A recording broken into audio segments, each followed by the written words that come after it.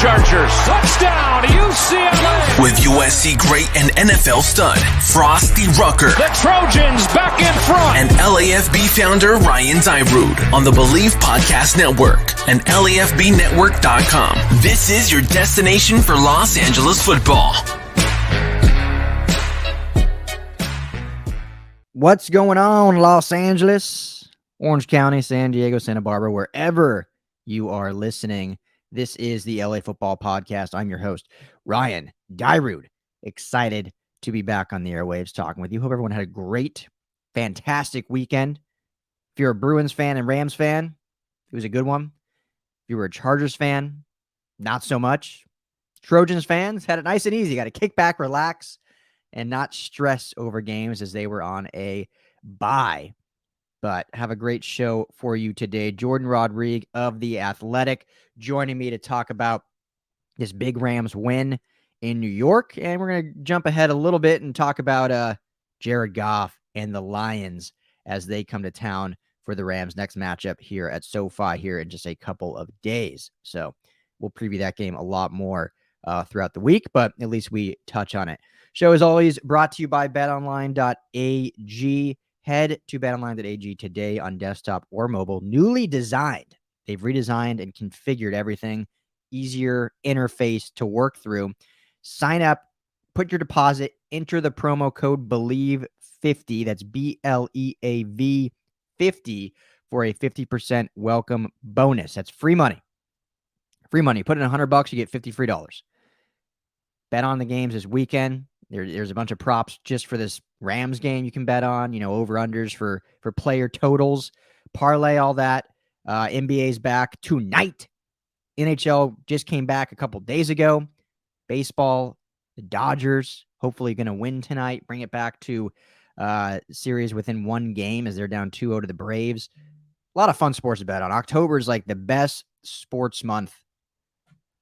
I mean, probably period. You have all four major sports going on at one time. NFL in full swing. Baseball's in like the actual good time of baseball, postseason baseball, in my opinion. I'm not a huge baseball guy. So I feel like opening week is fun, and then playoffs. I could care less from June through mid-September. But NHL's back. Basketball's back. I mentioned the NFL, college football. So you have all five major sports. I was listening to a radio program the other day on the way to drop my daughter off, and the host was like, yeah, October's great. You got all three major sports, basketball, baseball's in the postseason, and football. And I was like, man, the disrespect for hockey. Come on. It's growing. It's on ESPN again. Let's get it out there. But anyway, betonline.ag, believe 50 for your 50% welcome bonus. Hopefully you can win some money this weekend. All right, let's get right into this interview, and then we'll recap some of the other games afterwards. But always fun. Jourdan Rodrigue now, she comes on once a month if you don't know. So the second Tuesday of every month. This one we did the third, obviously, if you're keeping track, just because we wanted to wait till Lions week. And the Rams played on a Thursday the previous week, so there's a lot of lag time in between. So we pushed it to the third week. But the second Tuesday of every week, every month, we have Jourdan Rodrigue on giving great insight. So here's my conversation with Jourdan. Hope you enjoy. As mentioned in the intro, joining me on the LA Football Show now, a regular on the show, and to talk a little bit about this great Rams win, and then we'll talk a little bit about Jared Goff week as the Lions come to town. But Jourdan Rodrigue of The Athletic and the 11 Personnel Podcast. What's going on? How you doing? Doing well. I'm doing well. Fresh back off the plane here from New York City. That was a big one there, Ryan. That was 28 unanswered points in the second quarter. I mean, goodness gracious. That's when things started clicking. They really started clicking. Yeah, it was fun to watch. And, I was watching, I've talked a bunch. I had both screens. I had the Chargers on one game, the Rams on the other. And it was like a tale of two very different teams. I didn't watch the Chargers game, but I'm sure you saw the score. And it was like one team could do nothing right, and the other team could do everything right. But before we really get into it, I just want to ask you this. So you come to the team to cover the Rams last year during COVID, obviously no traveling. So what's it like just being back able to travel and follow the team from city to city? Here we are 6 weeks in. Has that been fun? Yeah, it's a blast, and I think there's a heightened anxiety that comes with it, traveling in general right now, because you're still kind of in that mode where you're trying to be safe, and there's a lot of people and they're really close to you, and you're trying to be as safe as possible. So there's that sort of heightened but I sleep on planes really well. That's one of my like rare, I guess not a talent, but something that I'm very grateful that I have, because I know some people have a hard time sleeping on planes, but I just knock out. Doesn't matter where I'm sitting. Wow. Doesn't matter. Like I just totally knock out. So I was glad for that, because obviously this was a long flight, and it just makes you feel more in the pulse and in the rhythm of what the team is also going through, and what they're also, you can get a better pulse on what the emotions are, what the attitudes and sort of exchanges are, because you're right there sort of around that process as they are also experiencing the same thing, although at a much fancier rate. Like I think when they go cross country, they have like these pods in the plane where they can stretch their legs out, and they get like the fancy sleeping juice and all that stuff. Yeah. So. Oh yeah. And I've heard stories from Frostee of their travel days, and I'm sure there's a lot of fun on victory days that goes on the plane too. It's funny. I was traveling just 2 weekends ago, and I'm not trying to call this person out, but we sit down in the terminal, and this lady in the, all the seats in the terminal, they're like back to back. And so we sit like on the other side of her, and she's like, "Hey, you're sitting too close. Can you move away from me?" And I'm like, "Yeah, I have no problem." But I'm like, in my head, I'm like, "You realize we're getting on a toothpaste tube and sitting all on top of each other for the next 3 hours. I don't know what difference it is here in this open terminal, but I thought that was interesting." But so you've now traveled to obviously covering Carolina and other teams. You don't gotta share anything deep and dirty, but any fun stories of traveling, like with beat writers, anything going out after games, or are you pretty much to the T, you're there to work, you do your job, and then you get back on the plane and come home? Well, what I used to love to do is go a day early and explore the city that I was in. And so I actually have a twin sister, and I did not know that. she lives Wow. in Brooklyn, New York. Okay. And so I went a day early, normally, like, because of, COVID still happening and everything. Yeah. I've shortened most of my trips this year, whereas normally I would go and I would try to find, first I'd try to find a local place to eat. Then I'd try to find a local bar and sort of like support the economy in that way. And, Sure. and usually have a blast. And the Panthers beat was fun, because everybody liked to go out and explore and all this stuff. And I don't know, not a non-COVID this beat, and it's really fun beat too, but we're all kind of like trying to tighten it down a little bit when we're on the road, because just everyone's trying to be as safe as possible, being around the team every day. So, but this time I went and I spent an extra day and a half. I went Friday instead of Saturday. And so I got to see my sister, and we kind of explored. We ate our way up and down Myrtle Street in Brooklyn, and it was really cool. Yeah, it was really, really fun. Did you go to Brooklyn Brewery, or have you been there before? No, never been. Oh, We it's so fun. we did Allswell in Williamsburg. Okay. We did Bergen's Bagels. We Yeah. did a couple. I can't even remember all the coffee shops. I had like 12 cups of coffee. Like, it was just because you just are like, oh, I want that. I want to try that. I want to try that. And we did Brooklyn Public House, and shout out to Moot Bar, great dive bar down on Myrtle Street. Yeah, it was good stuff. Good scene. That's awesome. Last time I was in New York, I was out there for a game actually too, and we did a little like a brewery tour. Like, you get on a bus, they take you to like 5 different breweries and Oh, go all cool. over the cities. Yeah, super cool. But you should have sent your sister to the game, because no one would have known, and then you She could have did just go had to a the little mini game. vacation. You She could have put did her in a actually press class though, and you would have just had a vacation. I joked around with a lot of Rams people about this, and we look like eerily similar, and she actually had field passes, which is funny because with COVID, working press are restricted, so we were up in the press box, but she was down in the field. So I was like, "Hey, Maddie, text me if anything cool happens down there. Like, Yeah. if there's anything I need to know, if someone looks injured, like, make sure you text me." And she was like, "Okay." But it was fun because we were talking about, okay, which Rams personnel person are we going to try to prank? Like, who could we get down? Like, what's Jourdan doing down on the field? She's not supposed to be down there pregame. But how did she get down but there? it was fun. Yeah. Well, good. Yeah, that's something I've always been, I guess, envious is the right word of beat writers, is being able to just travel and explore and, go with the team and see all the different stadiums. I think that's so cool, and It's probably one of such the a biggest perks of the job. Yeah, it's such a gift, really. I mean, I love traveling, and it's just so I was filled with so much gratitude just being able to be there and have it be for work, but also get to take that time to just enjoy what was around me, especially after last year, where we weren't traveling, nobody was. And so it was good. And I love seeing different stadiums, and I love just that feeling. You really feel truly embedded in a beat in that way when you do that, and when you're able to have that experience. So it was really good. Yeah, absolutely. Well, good. Well, glad everyone's able to do it again. And but let's briefly get into this game before moving on, because it was overall a good one. Like you said, 28 unanswered points, and just dominant, and up until that, into the half interception, which was just trying to push the ball down the field. So no harm, no foul, I don't think. But what to you was the biggest takeaway from this game, whether it was defensively, because I know there's been a lot of concerns, and all of a sudden they clamped down, whether it was offensively because they just got rolling? What kind of were you like, okay, this was the aha moment for this team? Even though playing a very injured Giants team, it's still the NFL. Anyone can beat anyone. What was that aha moment for you in this game? Yeah. And, I think too, people forget the Giants defense last year kind of hassled the Rams offense a bit. Like they had a challenge with the Giants defense last year as well. So I think the big takeaways to me were this team has got to figure out a way to start faster. They did a pretty good job of sort of scoring first early on in the season, and then they sort of now are hitting these first quarter stalls, these sometimes second quarter stalls.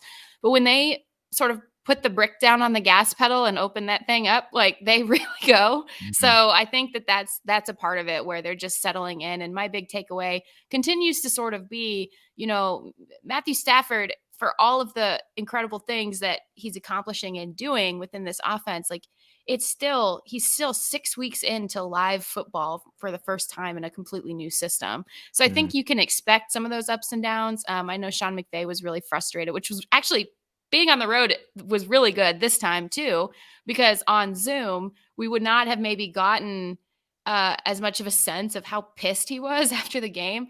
He comes in and he was like furious, and they won 38-11.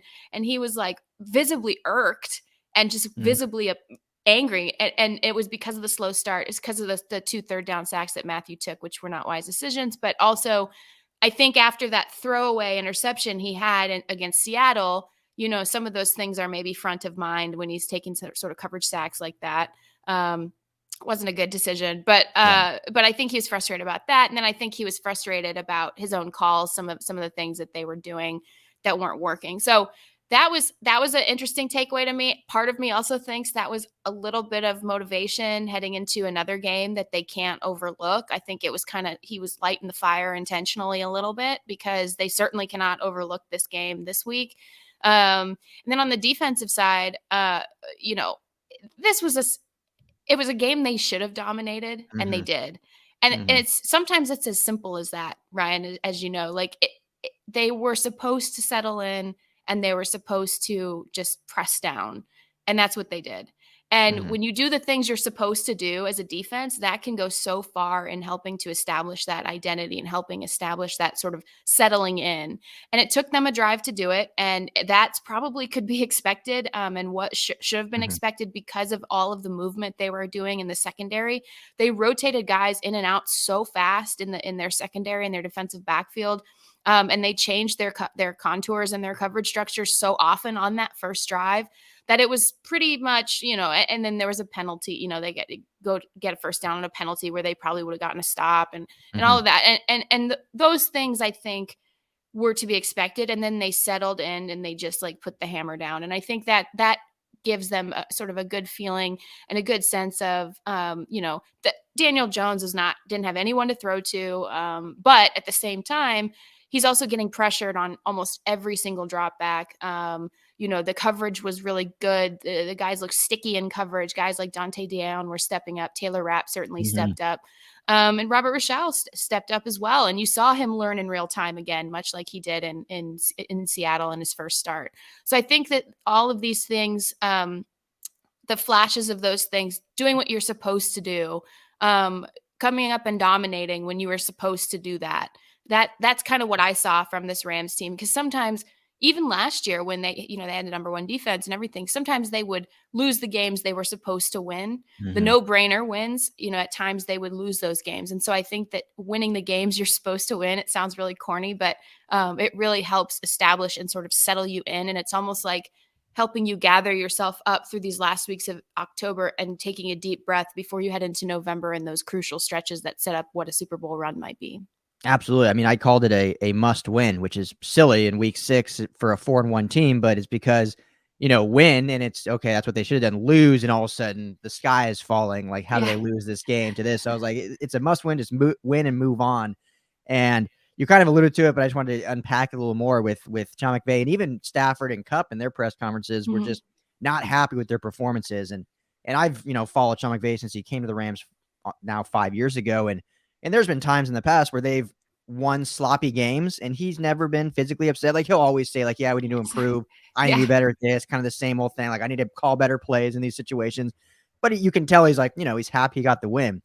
So seeing him physically and verbally upset, for me, it was kind of refreshing. But to you, does that, two-part question.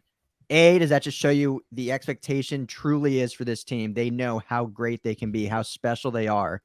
And B, and I always have to preface anything I bring up with Jared Goff, I mean, no disrespect. Love the guy, love what he did. But it seems in years past that Sean almost had to kind of coddle Jared a little bit. And, we need to do this a little better on offense, but never, other than, when it really came falling down last year, called him out. Whereas with Stafford, he's almost like, he knows how good he is. He knows how good he can be, and he knows that he struggled in this area. I can just say it, and we'll move on and get better. Do you kind of get that sense a little bit? Yeah, I mean, it's a lot more equilateral partnership kind of thing, like he knows Stafford's also going to come into his press conference and speak very honestly and sort of self-deprecatingly at times of the things that maybe he wasn't able to do, and was so blunt about it. I mean, even that like totally fire no look pass that Matthew Stafford threw to Cooper for the 13-yard touchdown. Even talking about that, he was like, "Oh, I threw it a little bit behind him. And glad he caught it." I was like, he's going to be very like, he's going to drop these little like tidbits of like complete honesty and self-reflection of how he played. And I think they both hold him to that standard of being able to start faster. But I think one thing too that's important to not, to also account is that thing you said where Sean also is talking about how he could have been better, but you also don't get the sense of, it's all on me. I had to be better. And that's the reason, as a head coach, if I don't call the perfect play every single time, that's why we're losing, because I can't sort of put that weight on someone else's shoulders. And again, I also mean no offense to Jared, and I think he's great. And I hope he's applauded when he comes back to SoFi this weekend, and he should be.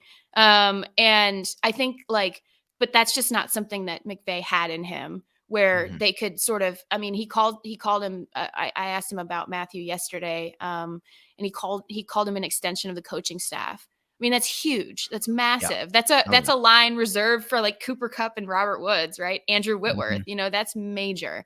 So I think having that unilateral, like equilateral partnership and that collaborative mentality, it also carries over into the criticism and the critique. They should be starting games faster. Part of their thing is that they're going to kick the door down and then you have to play catch up and change your game plan. That's part of it. But they haven't done it the last couple of weeks. And so that changes everything that they've then had to do. So when you can assert early on, that's what they want to do. And that's what I think they can do. This offense is not playing their best football through 6 weeks. It's not even scratched really the surface of what they will be cohesively through all 4 quarters. And they're still, second in the league in EPA, and Matthew's still leading the league in EPA per drop back.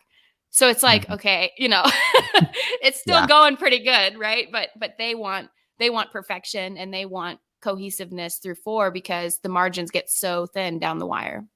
When you can see what they want to do and what they can accomplish, they put up those 28 points in the second quarter and then come out in the third and take almost 15 minutes off the clock, just in running smash mouth football, like a very different brand of what the offense was. So you can see what they want to accomplish and how good they can be. And as they welcome the Lions in to SoFi, and, it's a winless team, but it's a team that's going to be fired up to be here. And, I think Jared Goff, Michael Brockers, among others, are going to want to really play well, obviously, in front of their old fans. And what's kind of I don't know if you probably haven't been around the team yet since they've gotten back. Were you with them yesterday? Or you won't be with them till tomorrow. Usually they have off Mondays, so Okay. they come in and get treatment and stuff. But Wednesday's the first real practice day. Okay. Yeah. So probably an unfair question because obviously they were focused on the Giants, but has there been any murmurs about this game around the team, or is this more of a fan game that everyone's excited for? This is like something I think a lot of people have circled on their calendar, maybe internally, because yes, it's another game and it's early enough in the slate where it could catch you off guard a little bit. That being said, I think the Rams should go out and dominate this game and win decisively and definitively. On the other hand, though, I think Jared will play a really good game. I really do. And I think they're going to pressure him the way that they know he does not like to be pressured. I think that the Lions are probably expecting that. And I think they're going to have some designs and some things that maybe help him out a little bit. But I think at least in the first half, he'll play well. And in part because Dan Campbell this week took a note out of the very late in the deterioration of the relationship, Sean McVay notebook, and sort of called him out. And Jared came every time Sean did that, and he rarely did because like kind of what we talked about earlier, but every time Sean did that, the next week, Jared came out and kind of played really well. And especially when he was about to get benched against Seattle, or did get benched against Seattle late in that playoff game. And then had to come out and play through the injured thumb. Like he played really well, and he played one of his better games of that season. And I think Dan Campbell calling him out, I mean, it's, I think he responds well to that kind of thing. So that's one of those things where I don't think this is even necessarily could qualify as a trap game per se, but I think it's one where they could at least make it competitive in the first half because of the way that the team is sort of playing desperation football a little bit. They're on the road and weird things can happen as we see to the home team when someone comes into your building. And the Rams can't overlook it. And I think that's part of what Sean's message was in terms of getting fired up post game was kind of that reminder that, the scoreboard looks really good, but in the little moments between downs and snap by snap, they're not performing at the level they want to be. And so calling that out publicly, I think kind of gives them that reminder that this is another game they need to win. They should win. And it should really be as simple as that. Could you see them on like the opening play, just throwing like a 70-yard bomb? No, because, or you think they'll be more methodic? I don't want to. Oh, you mean the Rams offense? Rams offense, yeah. Oh, for sure. Like, this is what we were missing all year. Here's why we got Matthew Stafford. I think. Well, but that's kind of what their plan had been too. Anyway, was those deep downfield shots on the first drive, even 20 plus yard shots on like backside digs and stuff like that. Like they still are trying to push downfield aggressively in the opening. They're not really the script looks really, really different than how they used to open up games. And so I wouldn't be surprised if they fire one downfield. Aubrey Pleasant, I'm sure, is ready for something like that. So getting his guys ready for that. But at the same time, on the other side of it, Jared is not throwing the ball downfield, and they're not, so I think you have an opportunity as a defense to continue to settle into this identity. You have a chance to really sort of manufacture some good pressure.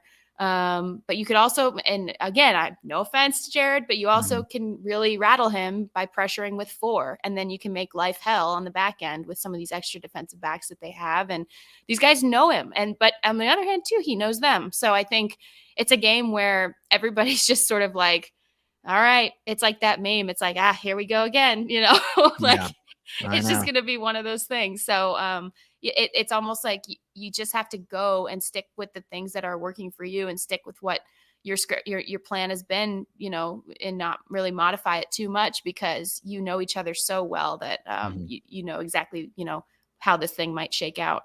Totally. And should be a fun one. So Jourdan, I'll get you out of here on this really quick. But I at least want to ask you a couple unfortunate injuries. Johnny Munt goes down, Jake Funk.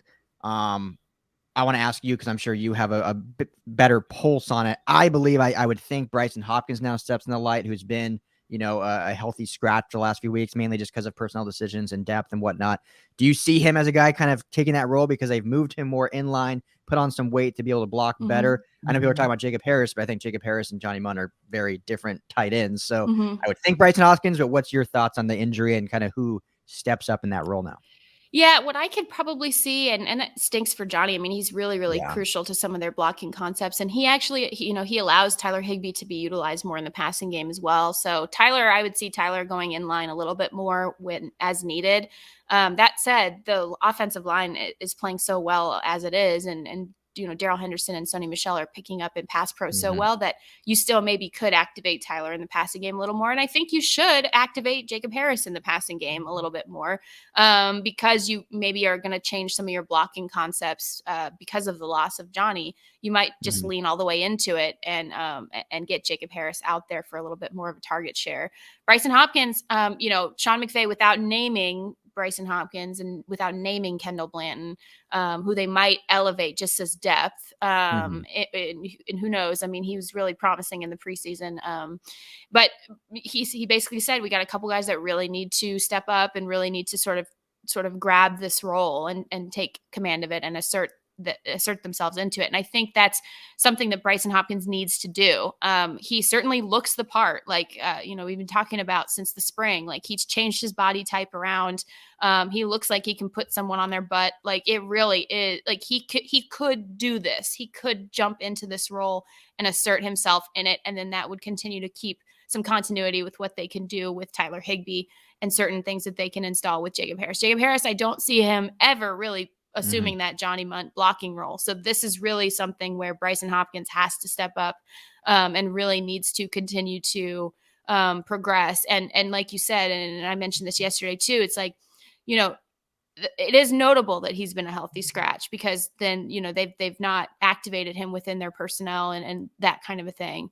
At the same time, if you have Johnny Munt filling that role and doing it very well, then you need to activate players elsewhere who can help you in certain sets and things like that. So it's notable, although I don't think necessarily a sign of lack of ability, for example, so to speak. So I think it's his opportunity, and he has to show. I mean, he kind of got lost in the shuffle because Jacob Harris is such an exciting prospect. But again, they play different positions technically. So he really needs to step up and take command of this and show the Rams why they drafted him. Yeah. Yeah, I hope so. And, I like Bryson, and I know he's got a lot of hate on Twitter. So I'd love to see him quiet those people and come out and show why he's still belongs on this team. So, Jourdan, thanks as always. I know you're super busy. Jourdan Rodrigue of The Athletic. Make sure to follow her at Jourdan Rodrigue. There's a U in there in Jourdan. So if you're looking for it, make sure to throw in that U. But thanks as always. Really appreciate it. All right. Thanks, Ryan. I really appreciate it. Looking forward to this weekend. Should be fun. Enjoy Lions game. We got a bunch of people going, so hopefully we'll be able to run into you pregame or something. Yeah, I'll be waving. Yeah, you guys let me text me or something when you guys get there, and I'll stand up in the window and I'll be going like this. Be the waving hands person. the inflatable tube man. Yeah, perfect. That'll be me. Love it. Thanks, Jourdan. Appreciate you. Take care.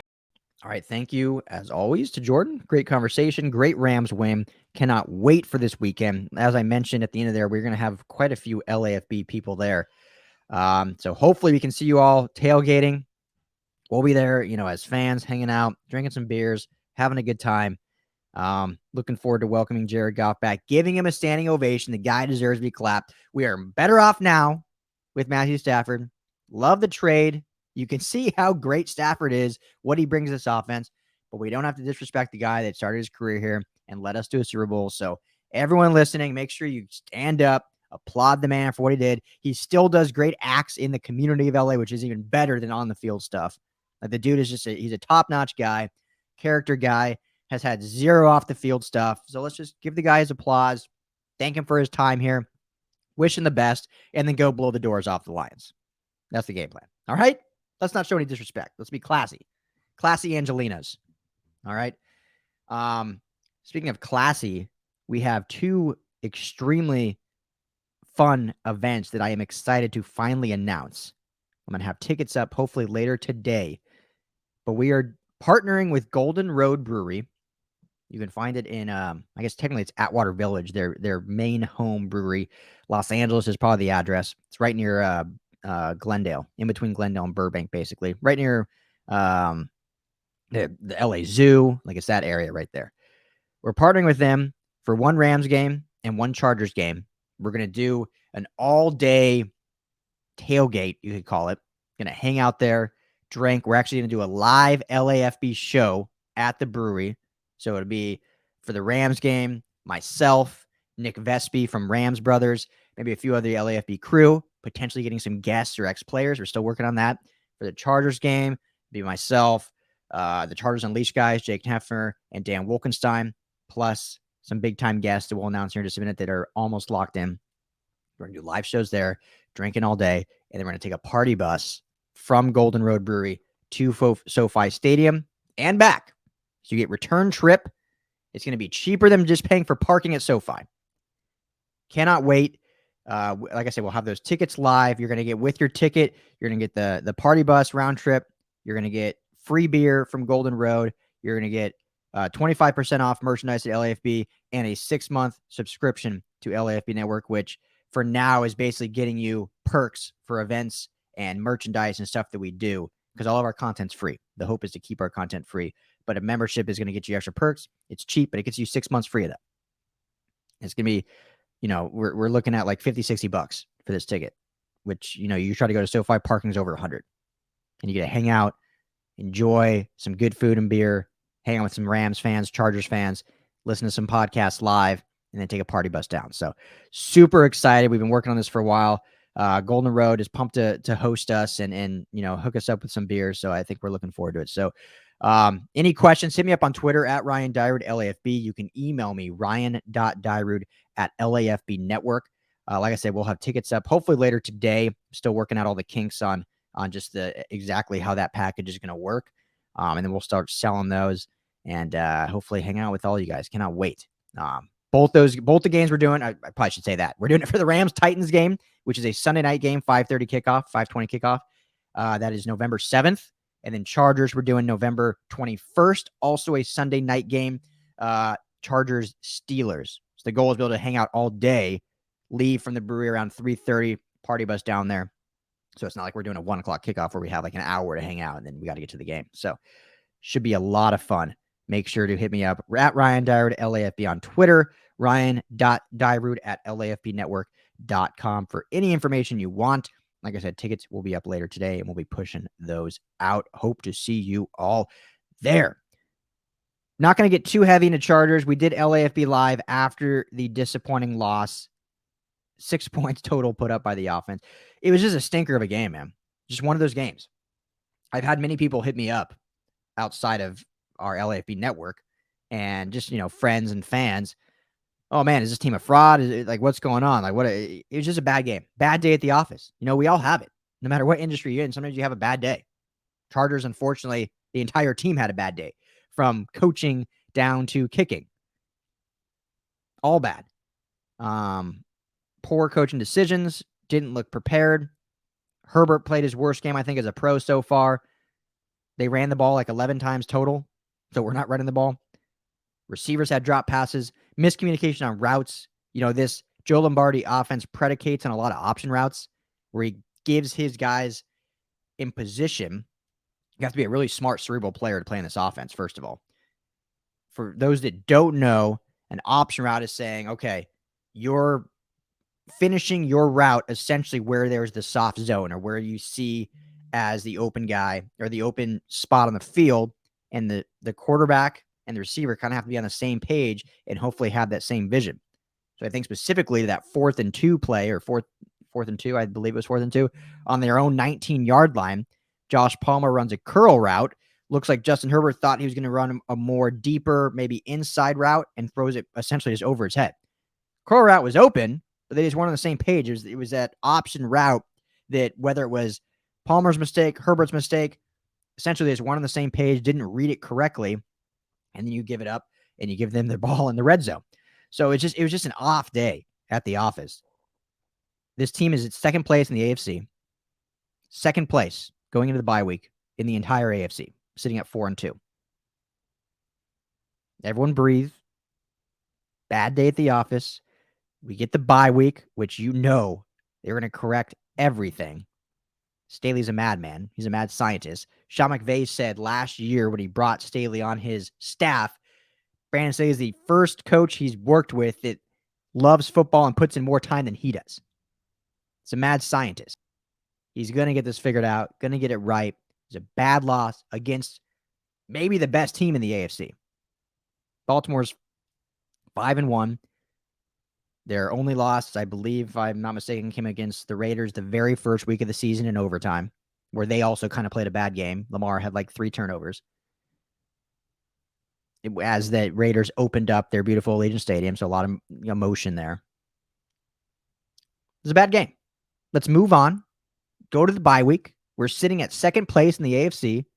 We've got one of the best quarterbacks in the game, one of the best young coaches in the game. Defense is a concern. let's say that. Defense needs a lot fixed. Hopefully Justin Jones is going to be coming back soon because we need to shore up this rush defense. Chris Harris Jr. has not looked good when he's been injured, and he has not looked great, unfortunately. Love Chris Harris Jr. I called him as my potential breakout player this year, which I know is funny to say for a veteran, but it's only his second year for the Chargers and missed a lot of time last year. So I thought he would be a breakout Chargers player. It's early. He's been hurt. Who knows how truly healthy he is, but had some miscues last week. You know, they've benched Asante Samuel Jr. a couple times. They benched Michael Davis a couple times. Not sure what's gone into that, but I think they'll get it figured out. It's a work in progress. This is a very intricate, complicated defense. They remember, and this is the last thing I'll say, and then I want to talk briefly about UCLA, and then we'll wrap the show up.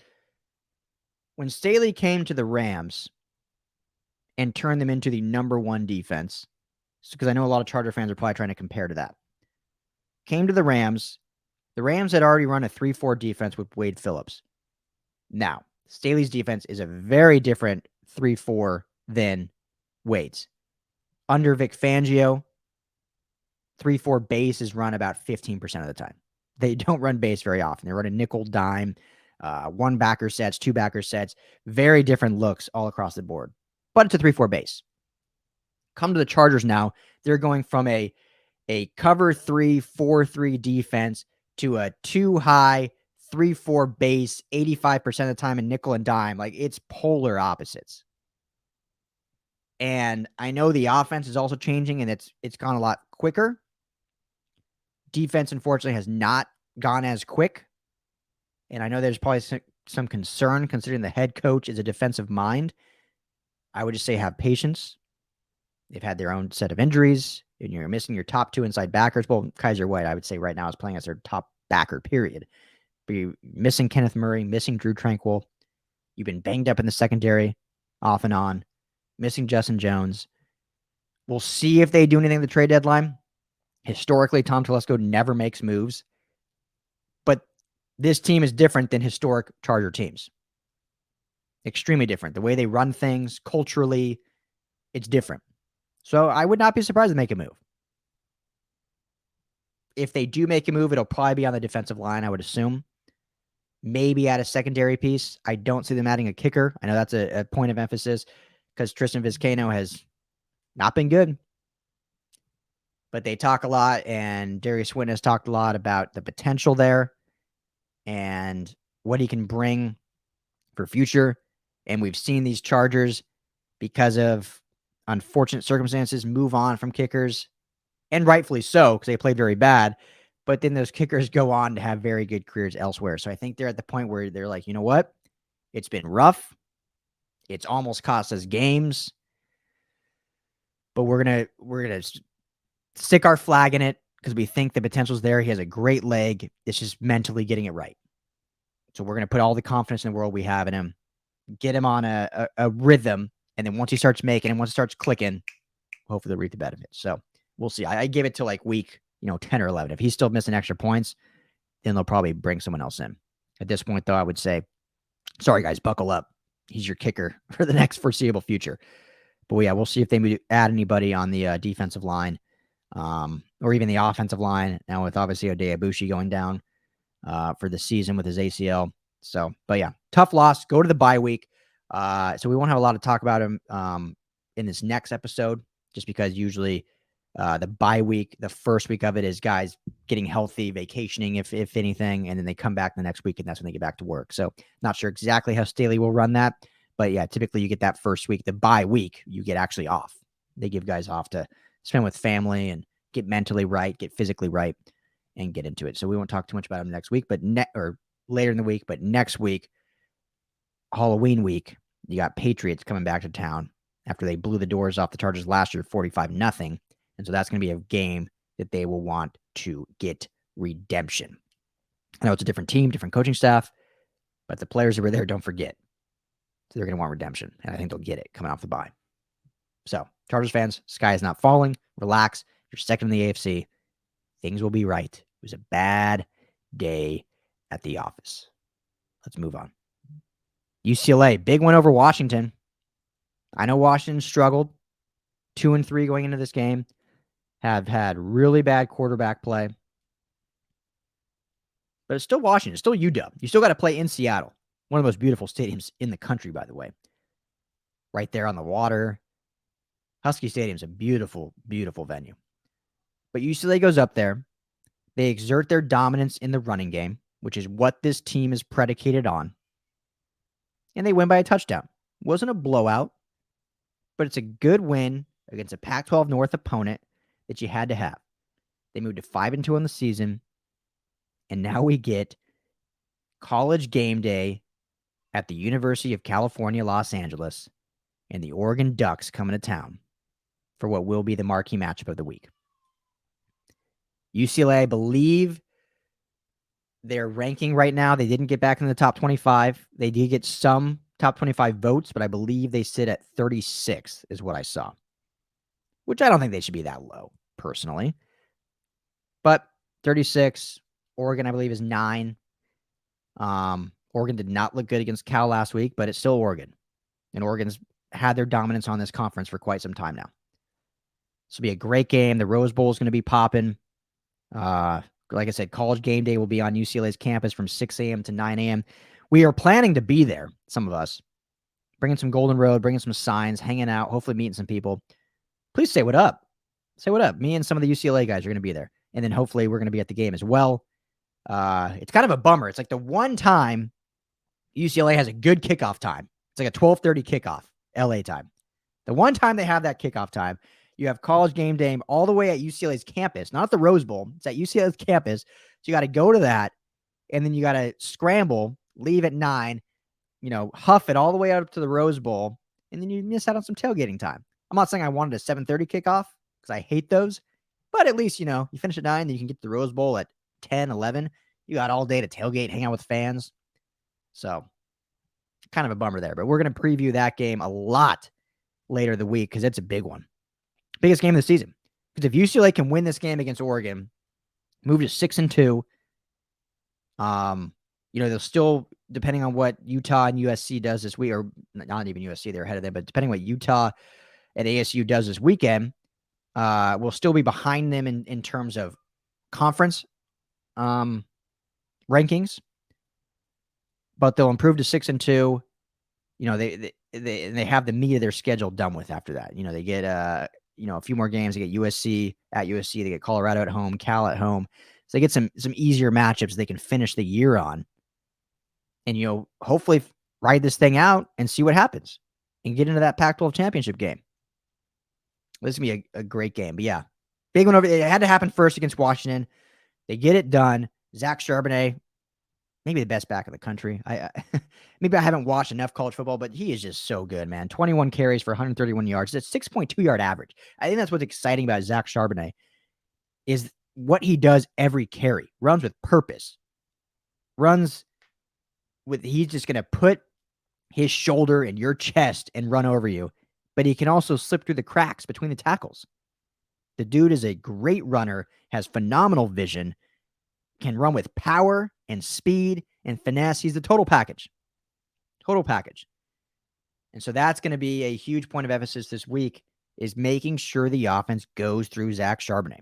DTR has played better, has been more efficient against Washington, finished 21 of 26, 183 yards and 2 touchdowns. Not eye-popping stats, but guess what the eye-popping stat is? No interceptions. That's all he needs to do. Be efficient and not turn the ball over and let this offense run through Charbonnet and Britton Brown, and you're going to have success. Kyle Phillips didn't play last week.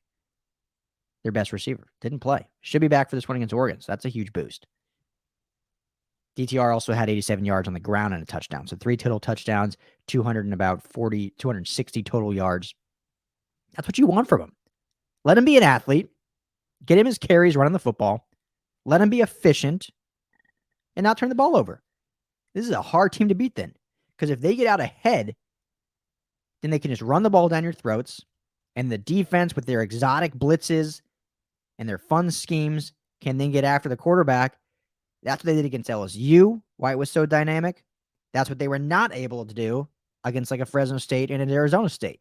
They fell behind, had to play catch up, put the game on DTR's shoulders, who played admirably in both those games, but then he was going to make mistakes, unfortunately. You got to get out to an early lead, let the offense run through Zach Charbonnet, and let your defense be exotic like it's supposed to be, like it's intended to be, and get after their quarterback and force them to make mistakes. That's the recipe to beat Oregon. We'll get into it later in the week. I'm going to go ahead and wrap that up there. Thank you all for listening. This is the LA Football Podcast here on the LA Football Network. All of our great shows, articles, content, events, tailgates reside right here on the LA Football Network, LAFBnetwork.com, your destination for Los Angeles football. We are also on the Believe Podcast Network, and every Friday at 5 p.m. on AM, the mightier 1090, reaching the airways of Southern California. Hope you all have a fantastic week. Thank you for tuning in. I am Ryan Dyrud. Find me on Twitter at Ryan Dyrud, LAFB. Make it a good one. Talk to you in a few days. Peace.